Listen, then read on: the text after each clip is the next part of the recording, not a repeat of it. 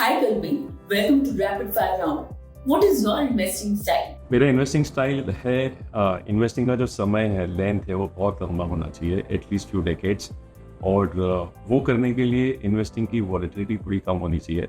मैं सोचता हूँ कि इन्वेस्ट करने के पहले हमेशा ये सोचता हूँ कहाँ मेरा रिस्क रिलेटिवली कम है, risk of losing permanent capital, और उस हिसाब से मैं अपने पोर्टफोलियो को बिल्ड करता हूँ। कल्पिन, आप अपने पोर्टफोलियो को डाइवर्सिफाई किस तरह से करते हैं? मेरा ये मानना है कि I don't know the future, ये मेरा बहुत ही स्ट्रॉन्ग बिलीफ है। तो पोर्टफोलियो जनरली डाइवर्सिफाइड होता है across mainly 4 asset classes: Indian equities, global equities, little bit of fixed income and little bit of gold. These are the broad 4 asset classes जिसके अंदर मेरे पोर्टफोलियो का तरीका। कल्पिन, कई बार हमारे ऐसे दोस्त होते हैं जो पूछते हैं कि इन्वेस्ट तो करना है लेकिन they don't know where to invest and how to invest. उनके लिए कोई एडवाइस? देखिए, अपॉर्चुनिटीज आएगी और जाएगी, बाजार में उतार चढ़ाव भी होंगे, तो कोई भी एक स्टोरी को परमानेंटली एक्स्ट्रापोलेट नहीं करना चाहिए। बट हाउ टू इन्वेस्ट के लिए I can't give you one medicine for different needs and use cases. पहले तो आपका कोई एडवाइजर होना चाहिए जो आपके पर्सनल कॉन्टेक्स्ट को समझ के आपको गाइड कर सके। बहुत ही सिंपलिस्टिकली मेरा ये मानना है कि लॉन्ग टर्म में सबसे बेहतर एसेट क्लास इक्विटी देखा गया है पिछले 70-80 साल में। दुनिया भर में इक्विटी सबसे बेस्ट एसेट क्लास है इन्फ्लेशन को बीट करने के लिए, तो अपने पोर्टफोलियो में उसका वेटेज ज़्यादा होना चाहिए। एंड इक्विटीज का मतलब है owning businesses and businesses create wealth, so that should be a dominant part of the portfolio, and apart from that some bit of asset allocation towards asset classes जहाँ पे fluctuations कम हो। जैसे जब equities में हर 2-3 साल में थोड़े फ्लक्चुएशन आते हैं तो बॉन्ड्स और गोल्ड का फ्लक्चुएशन उनको ऑफसेट कर देता है, तो इससे हम अपने पोर्टफोलियो की वॉलेटिलिटी को कम कर सकते हैं। तो इसीलिए डाइवर्सिफिकेशन करना ज़रूरी है, लेकिन डोमिनेंट एसेट क्लास लंबे समय के लिए इक्विटी होना चाहिए। एक healthy lifestyle and healthy portfolio होना बेहद जरूरी है। तो आपकी तरफ से ऐसा कोई मंत्र है जिसके थ्रू हम इन दोनों चीजों के बीच बैलेंस मेंटेन कर सकते हैं? देखिए, ये सब बहुत ही बेसिक्स है लाइफस्टाइल में। मतलब सिंपल है कि या take enough sunlight, have enough sleep, take enough water, eat healthy food, workout every day. बहुत ही सिंपल है, इसको फॉलो करना मुश्किल होता है। वैसे ही इन्वेस्टिंग में बहुत सिंपल रूल्स है कि इन्वेस्ट करिए डेकेड्स के लिए, नॉट फॉर डेज और वीक्स और मंथ्स। एक बार आपने इन्वेस्ट करना शुरू किया तो हर दिन आपके पोर्टफोलियो को देख के रिएक्ट करने की ज़रूरत नहीं है। So invest for raw, invest when the asset class is at low values and past returns are poor, and invest in mutual funds. अगर आपको डायरेक्टली स्टॉक्स चूज करना नहीं आता है तो इस इल्यूजन में आप गलत जगह पर इन्वेस्ट करके अपने कैपिटल को तोड़ सकते हो। उससे बेहतर है कि सबसे पहले आप म्यूचुअल फंड के जरिए इन्वेस्टिंग शुरू कीजिए, बिकॉज यहाँ इंडिया के बेस्ट फंड मैनेजर्स हर फंड हाउस में आपका पैसा आगे बढ़ाने के लिए मेहनत करके काम करते हैं। सो एज यू सेड कि रोज पोर्टफोलियो चेक करना जरूरी नहीं है, लेकिन how often do you check your portfolio? कि वैसे तो मैं अपना पोर्टफोलियो इनडायरेक्टली 15-20 दिन में एक बार चेक करता हूँ, बिकॉज मुझे मेरे मोबाइल ऐप को चेक करना होता है कि वो ठीक से काम कर रहा है नहीं कर रहा है, या कस्टमर क्या लेंस से देखता होगा। बट जैसे मैंने बताया, मेरा इन्वेस्टमेंट मल्टी डिकेटर है। मैं ये आज मेरा पोर्टफोलियो ऊपर या नीचे से मुझे कोई फर्क नहीं पड़ता है, बिकॉज मुझे पता है कि ये पैसे की ज़रूरत मुझे शायद 10-20-30 साल तक ना पड़े। तो वंस इन अ ईयर जब बहुत ही एक्सट्रीम पे कोई एसेट क्लास चला जाता है तब मैं उस पर थोड़ा ध्यान देता हूँ, बट अदरवाइज मेरा वैसे कोई ध्यान नहीं होता है। वन एडवाइस टू यंगस्टर्स जो मार्केट में इन्वेस्ट करना चाहते हैं? मेरा यही मानना है कि आप जो करें सोच समझ के करें, इसलिए मत इन्वेस्ट कीजिए उस ऐसा क्लास में जहाँ आपका दोस्त कर रहा है या बाजू वाला कर रहा है और उसका रिटर्न ज़्यादा है, क्योंकि रिटर्न्स की साइकिल होती है। पिछले 3-4 साल में हमने सिर्फ तेजी की साइकिल देखी है। ऐसा भी दौर आ सकता है जहाँ 2-3 साल रिटर्न ना बने। हर 10 साल में ऐसे 2-3 साल नहीं करते हैं। तो आपको जहाँ भी आप इन्वेस्ट कर रहे हो उसका रिस्क पहले समझ लीजिए, और उस रिस्क को जानने के बाद आप अपने पोर्टफोलियो को डिज़ाइन कीजिए, नंबर 1। नंबर 2, अगेन मेरा ये मानना है कि 99% इन्वेस्टर्स, और ये डेटा बताता है, उनका actual long term return savings account से भी कम होता है, क्योंकि हम तेजी में गलत स्टॉक में गलत क्वालिटी के या गलत प्रोमोटर्स वाले कंपनीज में पैसा लगा रहे थे जस्ट बिकॉज उनके शेयर्स ऊपर गए हैं, जो आज की साइकिल में हो रहा है। तो इस गलती से बचना बहुत ज़रूरी है। सिर्फ पुराने रिटर्न्स को देख के अगर हम इन्वेस्ट करेंगे तो हमारे आगे के रिटर्न्स के आने की संभावना काफ़ी कम, क्योंकि रिटर्न्स फ्लक्चुएट होते हैं। जब रिटर्न ज़्यादा होते हैं पिछले साइकिल के तो अगले साइकिल के कम होते हैं।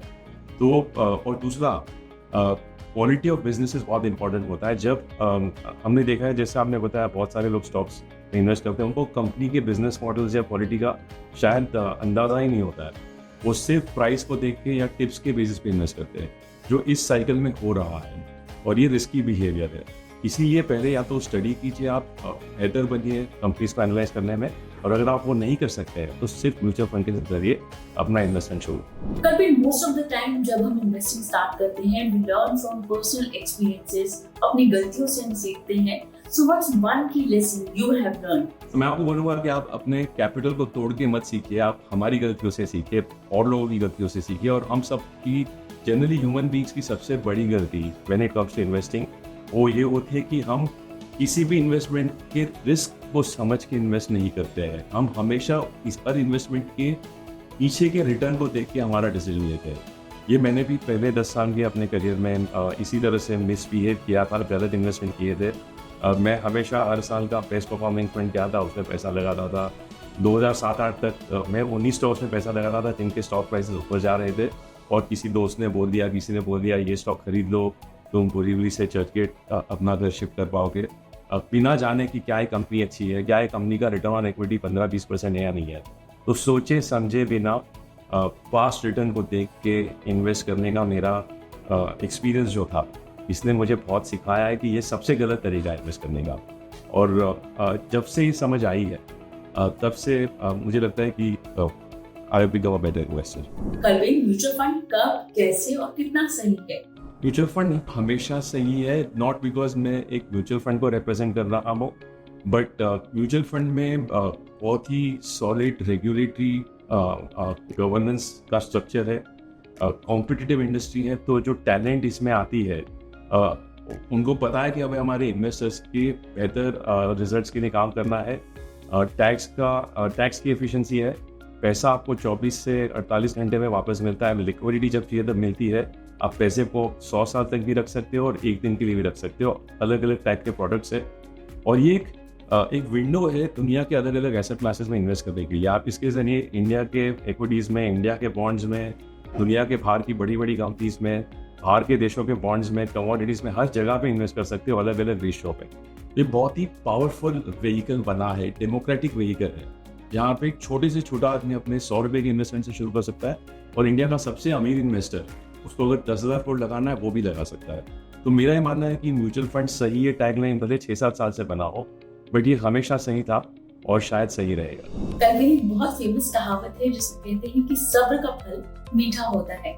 आपको लगता है कि सब्र के साथ साथ SIP का फल भी मीठा होता है? रिटर्न टाइम से ही बनता है। अब ये SIP के जरिए आप इन्वेस्ट करें या लमसम के जरिए इन्वेस्ट करिए, मिनिमम 10 से 15 साल का जब तक हमने हमारे इन्वेस्टमेंट को टाइम अगर नहीं दिया तो पैसे का कंपाउंडिंग नहीं हुआ। कंपाउंडिंग के फॉर्मूला में जो टाइम है वो raise to the power of return के आगे प्लस साइन है, प्रिंसिपल के बाद मल्टीप्लिकेशन साइन है, सिर्फ टाइम के पास एक्सपोनेंशियल का साइन है।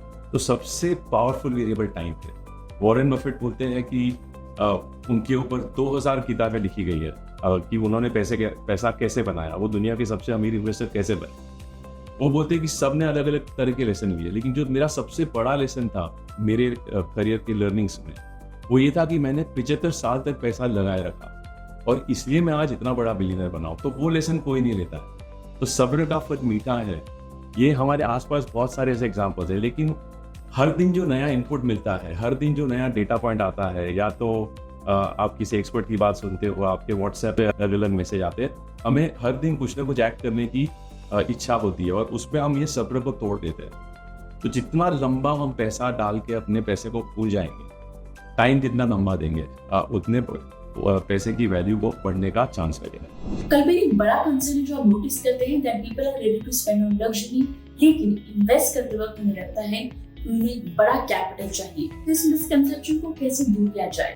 कि जैसे आपको बताया मैंने कि आपके पास अगर 100 रुपये है तो उससे भी आप इन्वेस्टमेंट शुरू कर सकते हो। मैं अपने खुद की एक्सपीरियंस अगर बताता हूँ, जब मैंने 98 में अपना करियर शुरू किया था, इन अर्ली डेज तो मेरी सेविंग शायद 1000-2000 रुपये के आसपास होती थी।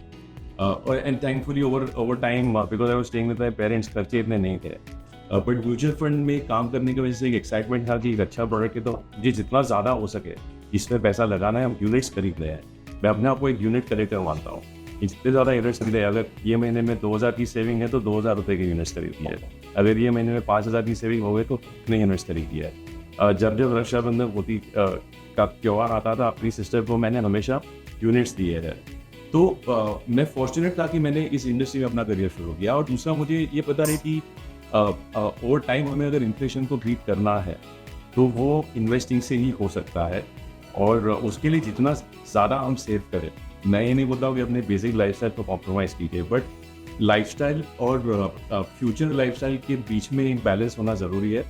तो या तो हम आज अमीर बनने का बहाना कर सकते हैं, लेकिन फ्यूचर की गरीबी मिलेगी, या तो एक बैलेंस रख के हम फ्यूचर के लिए भी पैसे को सेव करके।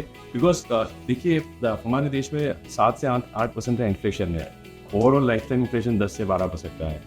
तो ज़रूरी है कि हमारे पोर्टफोलियो की वैल्यू, सेविंग्स भी वो रेट से ग्रो हो, और उस सेविंग्स में पैसा जब लग जाए तो उसका भी रिटर्न 10 से 12% बने, और वो सिर्फ लंबे समय के इन्वेस्टिंग से होगा। और हर मौके पे हमें इन्वेस्ट करना ज़रूरी है after we take care of our basic lifestyle. Thank you so much, Kalpin, for joining with us. Thank you. Investments in securities market are subject to market risks. Read all the related documents carefully before investing.